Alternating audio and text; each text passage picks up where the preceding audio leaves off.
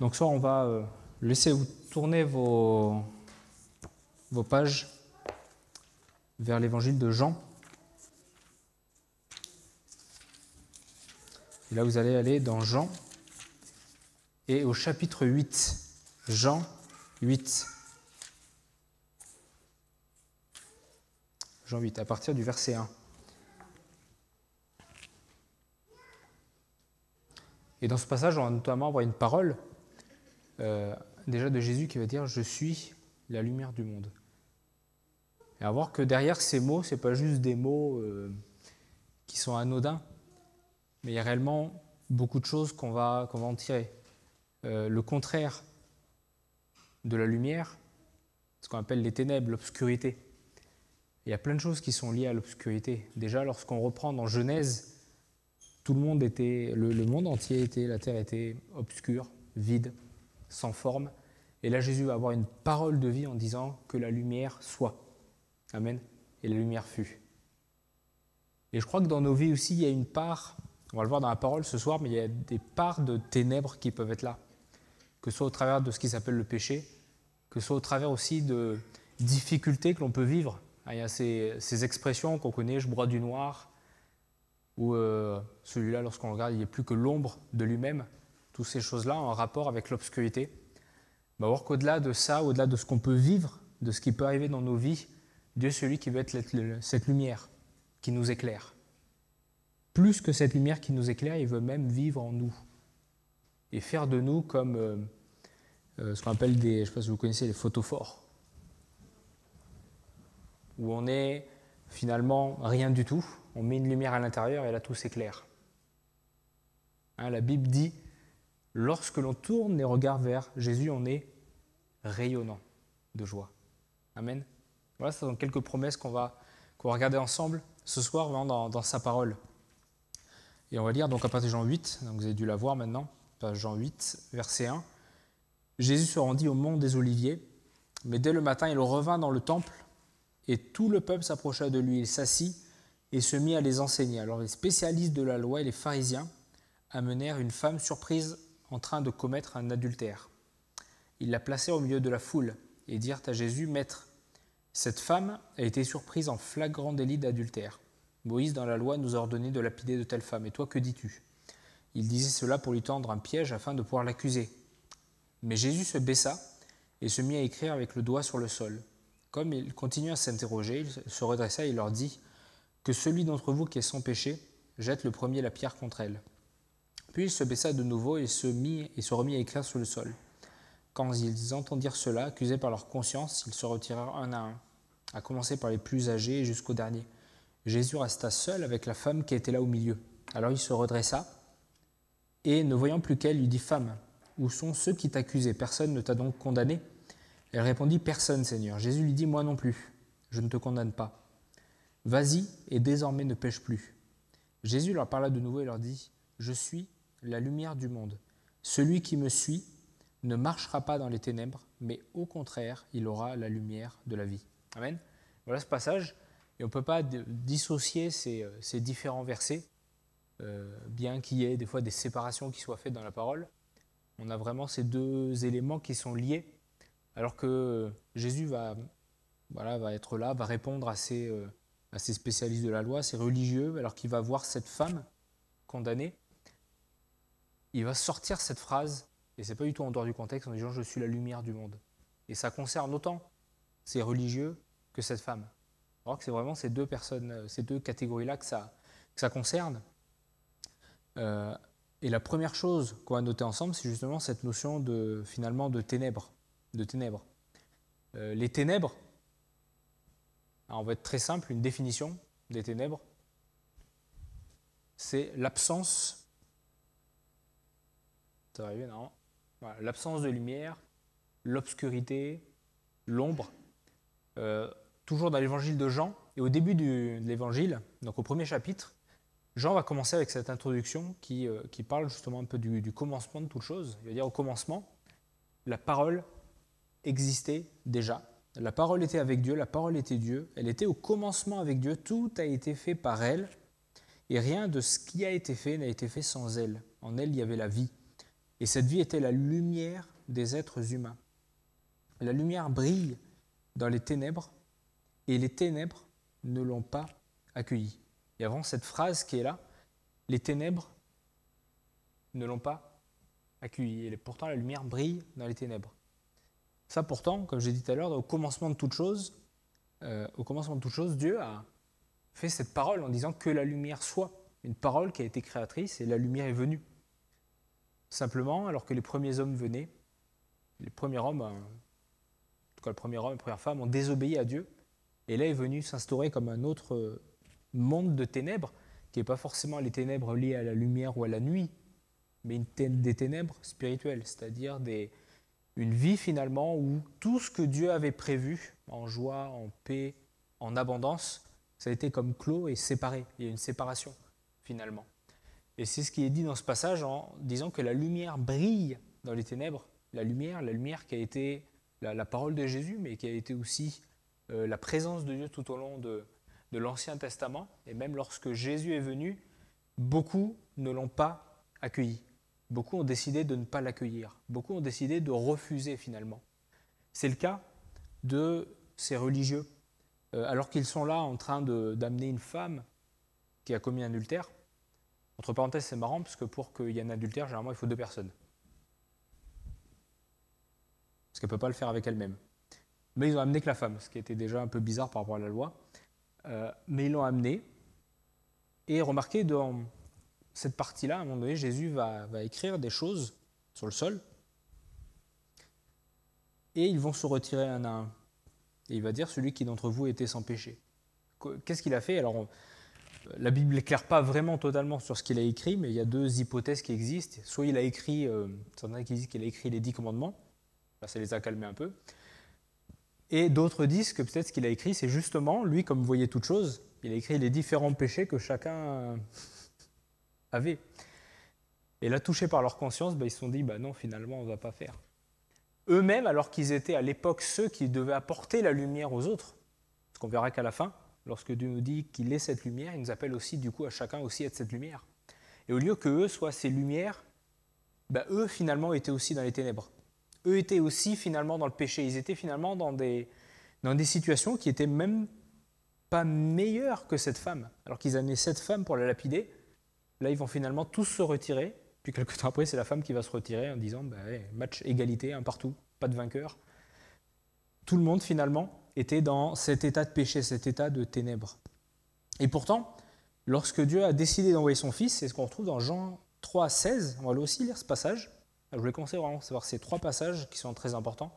Dans Jean 3, 16, il dit en effet, on connaît ce verset 16 qui dit en effet, Dieu a tant aimé le monde qu'il a donné son Fils unique afin que quiconque croit en lui ne périsse pas mais ait la vie éternelle. Et on va lire la suite aussi qui va dire Dieu, en effet, n'a pas envoyé son Fils dans le monde pour juger le monde, mais pour que le monde soit sauvé par lui. Vous voyez, c'est pourquoi, lorsqu'on regarde par rapport à cette femme, il va lui dire à un moment donné, moi je ne te condamne pas. Dieu n'est pas venu pour condamner. Pourquoi? Parce que de toute façon, il y a une réalité qui est sûre, c'est que l'on est pécheur. Mais Dieu est venu pour sauver, relever. Dieu ne dit pas que le péché c'est bien. Parce que d'ailleurs, il va lui dire, va et ne pêche plus. Mais il va dire ensuite, celui qui croit en moi n'est pas jugé. Mais celui qui ne croit pas est déjà jugé parce qu'il n'a pas cru au nom du Fils unique de Dieu. Et voici ce jugement. Et là, il va répéter un peu ce qu'il va dire dans le chapitre 1. La lumière est venue dans le monde et les hommes ont préféré les ténèbres à la lumière parce que leur manière d'agir était mauvaise. En effet, toute personne qui fait le mal déteste la lumière et elle ne vient pas à la lumière pour éviter que ses actes soient dévoilés. Amen. On a vraiment ce passage qui est clair par rapport à ça, par rapport aux ténèbres. Et finalement, le péché lui-même est quelque chose qui nous emprisonne dans les ténèbres. C'est ce que, aussi Romains 3, 23, lorsqu'on va plus dans le péché, donc c'est le diapo suivante, voilà, tous ont péché, et du coup, le fait d'avoir péché, on est comme privé de la gloire de Dieu. Et dans ce mot de privé, c'est comme s'il y avait une séparation. Un petit peu comme cette image que j'ai à l'écran, cette femme, elle est dans un endroit qui est sans lumière, même si on voit une petite lumière. En même temps, si on faisait une image où il n'y avait pas du tout de lumière, on ne verrait pas grand-chose. Mais il n'y a pas de lumière, il y a comme une porte qui est fermée. C'est ça la vie où on est privé de la gloire de Dieu. Où à cause du péché, il y a comme cette porte fermée. Je ne sais pas vous, mais c'est important quand même d'avoir de la lumière pour se déplacer lorsqu'il fait nuit. Ok ? Moi, je sais que chez moi, lorsque je dois sortir du lit pour aller quelque part, et que tout est noir, bah, soit j'éclaire la lumière, ou alors je me sers d'un super outil qui est pratique. Hein. Bon, à l'époque, ils n'avaient pas ça, ils avaient plutôt des torches avec du feu. Mais on a besoin de la lumière.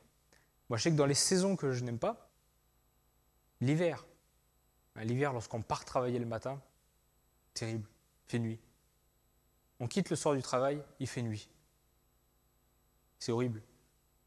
On croit que finalement, on ne travaille pas, on ne voit pas le jour, il y a aucun... Il suffit qu'en plus au travail, bon c'est pas mon cas, mais il suffit qu'au travail, certains ils soient dans un endroit qui soit clos, où il n'y a pas de fenêtre, et là c'est le pompon total. Mais c'est terrible de travailler ou de vivre dans un endroit où il n'y a pas de ténèbres. Même quelqu'un qui est enfermé, ça peut exister, mais quelqu'un qui est enfermé sans aucune lumière, il peut devenir totalement fou et même aveugle, totalement. J'ai aussi une expérience par rapport à la nature. Dans la maison que l'on a, j'ai mis, avec le déménagement, j'en avais marre, donc j'ai mis la table de jardin à plat sur l'herbe. Et du coup, comme il a plu et fait soleil, à un moment donné, je me suis dit, je vais la retirer. En la retirant, j'ai vu qu'il y avait un côté où il y avait l'herbe qui était verte, et l'autre côté, l'herbe est restée blanche, quasiment. Parce qu'il y a eu cette absence de lumière. Et dans notre vie, il y a des choses qui sont là et qui peuvent manquer parce qu'il nous manque cette lumière. Pas la lumière de l'extérieur. Pour certains, ça peut être même la lumière de l'extérieur. Mais pour nous, c'est la lumière qui représente la présence de Dieu. Amen. Et on a besoin de cette lumière. Mais cette lumière, elle ne peut être accessible que si la porte qui est là, elle est ouverte. Et la porte, elle peut être ouverte que si je décide de réaliser, oui, que je suis pécheur. Et qu'il y a une porte qui est devant moi, qui est la porte que Jésus veut ouvrir. La deuxième chose qui nous parle aussi des ténèbres, c'est l'ombre. C'est celle qui est après, diapo d'après. T'endors pas. Hein. Diapo d'après. Psaume 23. Ça c'est une belle image. Même quand je marche dans la sombre vallée de la mort, c'est un peu pour ce chat, parce qu'avec toute la lignée de chiens qu'il a, il a un peu mal. Je ne redoute aucun mal parce que tu es avec moi. Amen. Et là, cette sombre vallée où l'ombre, il y a aussi d'autres versions qui parlent de l'ombre de la vallée de la mort. L'ombre, ça nous parle aussi non seulement des expériences, des choses qui peuvent arriver dans nos vies, ou des fois, comme je disais tout à l'heure, il y a cette expression, il n'y a plus que l'ombre de lui-même, on peut passer par la dépression, on peut passer par des situations où la maladie arrive, où des circonstances arrivent, et là finalement on est comme dans cette vallée de l'ombre de la mort.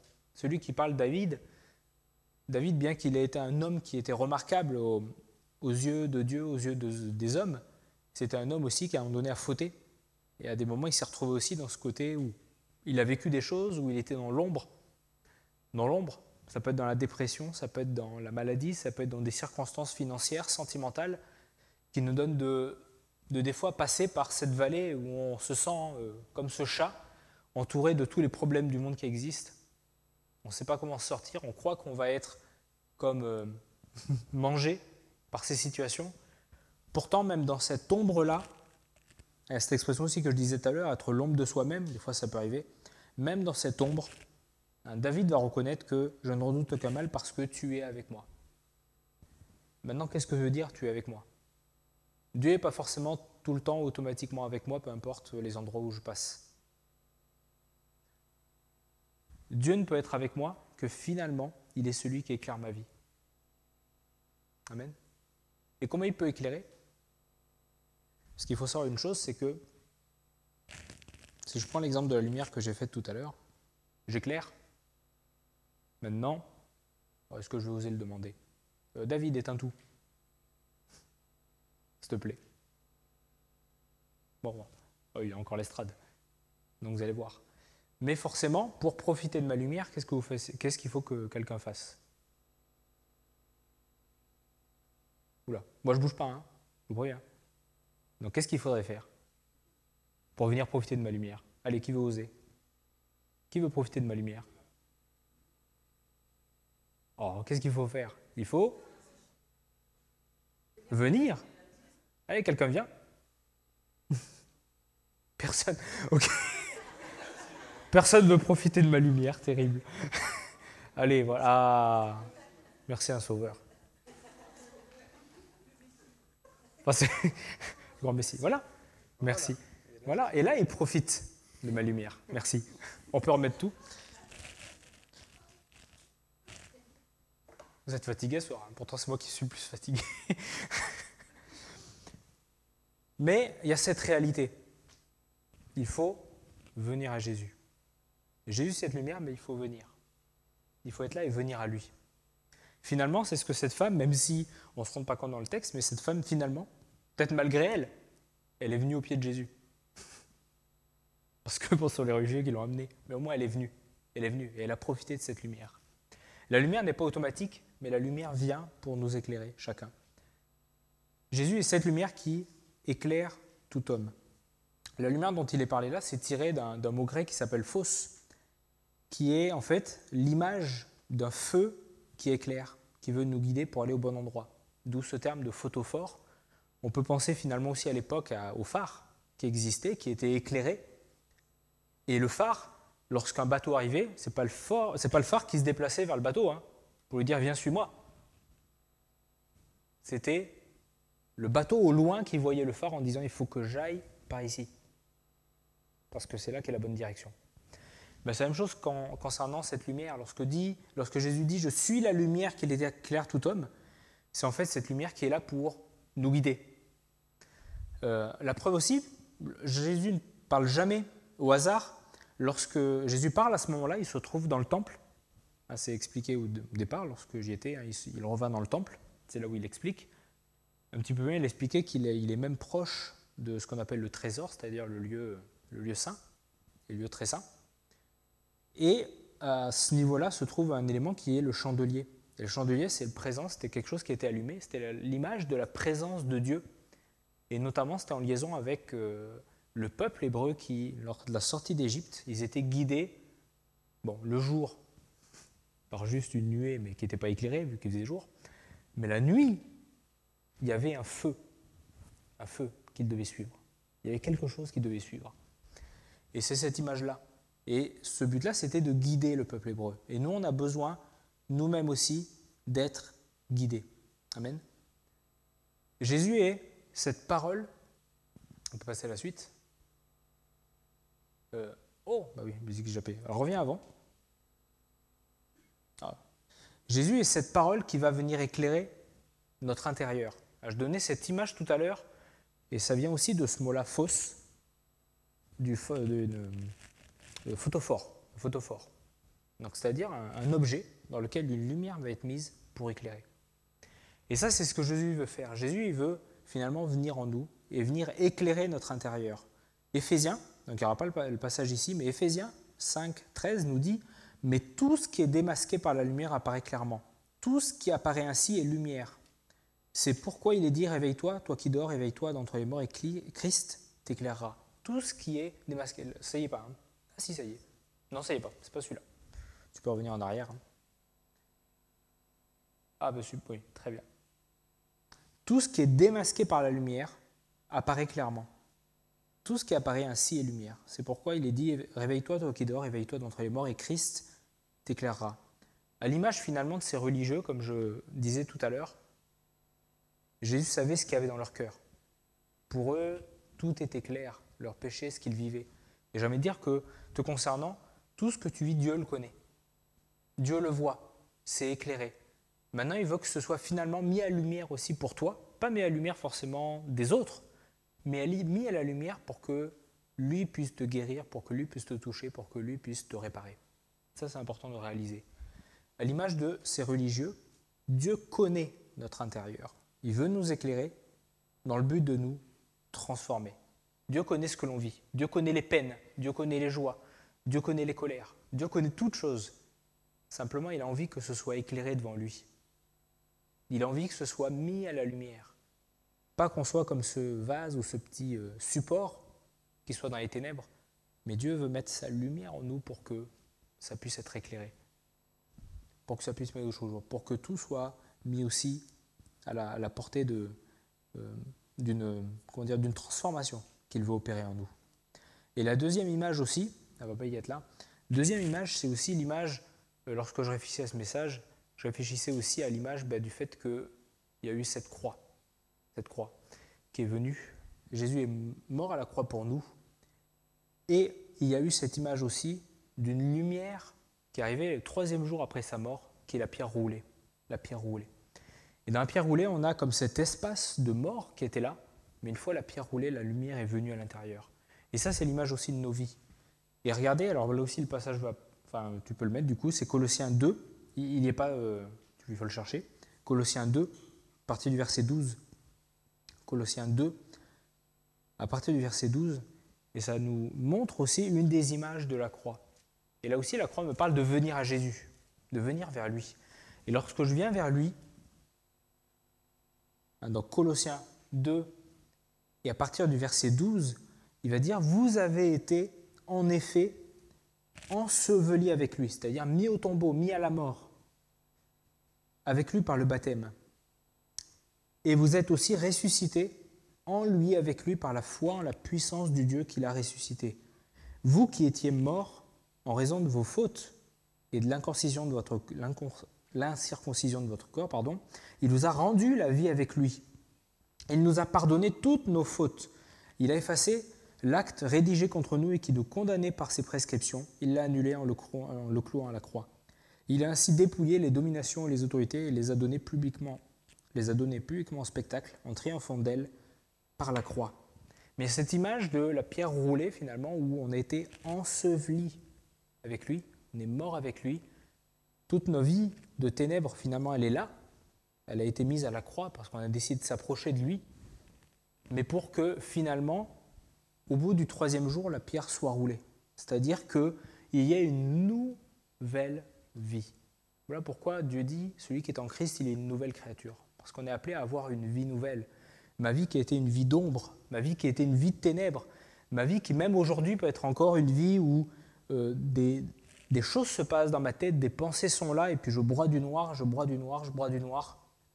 Laisse-moi te dire que tu peux, en étant enseveli avec lui, en allant à la croix, tu peux ressortir comme étant une nouvelle créature, avec des nouvelles pensées, des choses éclairées, parce que tu vas dire, et tu vas proclamer qu'au nom de Jésus, tu es cette créature nouvelle, et que la pierre est roulée, et que la lumière va venir dans ta vie.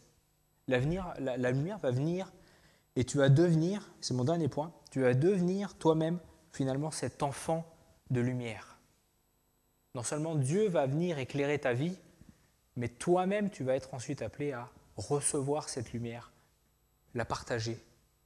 Et pour ça, ça demande de suivre Jésus. Éphésiens 5,8, qui est là et dans ce passage, qui nous dit et qui nous redit encore une fois, car autrefois, vous étiez ténèbres. Maintenant, vous êtes lumière dans le Seigneur. Et il y a par contre cette indication qui est « conduisez-vous comme des enfants de lumière ».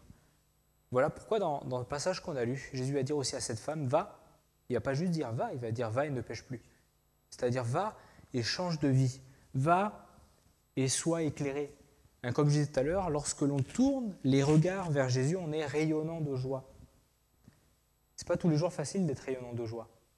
Simplement, lorsqu'on décide d'aller dans la présence de Dieu, il y a quelque chose qui peut changer dans nos vies. Amen. Et ça, c'est important de le réaliser. Devenez des enfants de lumière. Et ça peut être possible avec 2 moyens. Et je termine par là, je vais demander, Marianne, si tu veux revenir. 2 moyens. Dernière diapo, qui doit être, c'est le fait de suivre finalement, de suivre Jésus, d'être cette lumière. Et cette lumière, on l'a en suivant Jésus.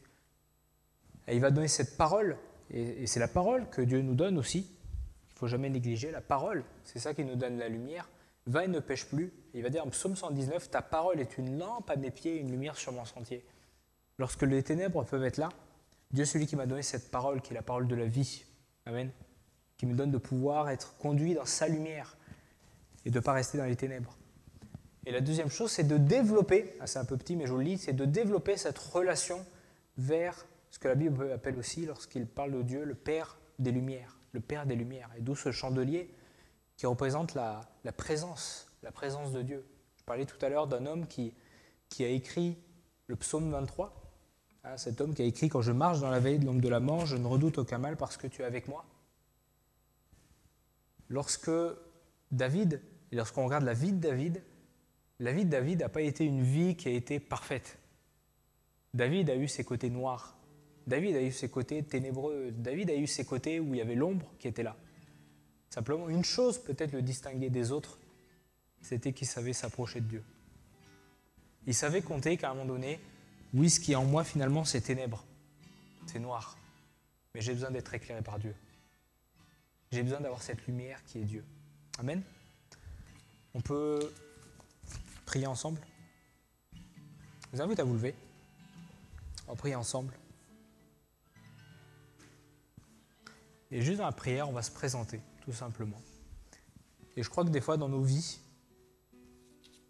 il peut y avoir des moments justement de ténèbres, d'ombre, dans ce que l'on peut vivre, dans ce que l'on peut avoir dans nos vies quotidiennes, vie professionnelle, sentimentale ou autre. Mais en toute chose, j'aimerais te répéter cette phrase qui est « Je suis la lumière du monde ». Amen. Et Jésus est cette lumière pour toi ce soir. Seigneur, merci pour ta présence. Merci parce que tu es celui, Seigneur, qui dit et qui proclame. Seigneur, lorsque tu dis une chose, Seigneur, ta parole ne revient pas sans effet. Seigneur, encore, je veux proclamer, Seigneur, encore sur ma vie, sur la vie encore de mes frères et sœurs, que tu es cette lumière. Que tu es celui qui éclaire, Seigneur. Vraiment, merci pour cette lumière que tu es. Merci parce qu'un jour, tu as choisi de nous prendre dans les ténèbres dans lesquelles on était, Seigneur, et de nous amener à cette admirable lumière. De nous amener à toi, de nous amener dans ta présence, de nous donner d'avoir, Seigneur, vraiment cette pierre roulée sur nos vies, d'avoir ces pierres, ces choses, Seigneur, qui nous empêchent de te suivre, qui sont roulées et de vraiment accéder à cette nouvelle vie, d'accéder à cette lumière, Seigneur. Et je te prie pour chacun d'entre nous, Seigneur. Tu connais les moments difficiles que l'on peut passer. Tu connais, Seigneur, même le péché qui est accroché à nos vies. Seigneur, je prie, Seigneur, que ce soir, tu viennes nous amener à ta lumière, Seigneur. Que tu viennes nous amener, Seigneur, à te suivre, à apprendre à te connaître. Merci parce que tu es fidèle.